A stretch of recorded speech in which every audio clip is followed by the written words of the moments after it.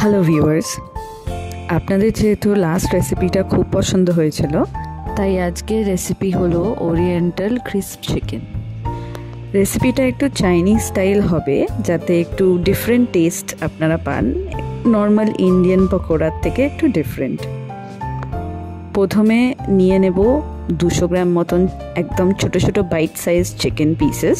তাতে দিয়ে দেব একটুখানি ভিনেগার, অ্যাড করব 1 চামচ নুন, 1 চামচ গোলমরিচ গুঁড়ো, 2 চামচ মতন কর্নফ্লাওয়ার, 2 চামচ মতন জিঞ্জার গার্লিক পেস্ট, অ্যাড করব তাতে 2 চামচ সয়া সস। সাইডে 2টো লঙ্কাকে ভালোভাবে কুচিয়ে কেটে নেব একদম ফাইন করে। সেটাও দিয়ে দেব এবার ওই মিক্সচারটার ভেতরে, আর একটি ডিম।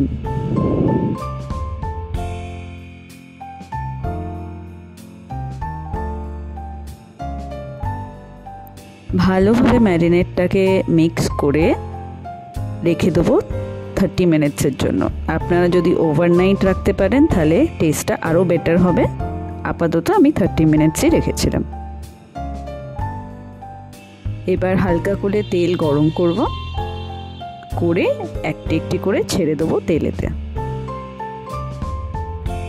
লো ফ্লেমে ভালো করে ভাজবো যতক্ষণ না চিকেন থেকে জল বেরিয়ে যাচ্ছে।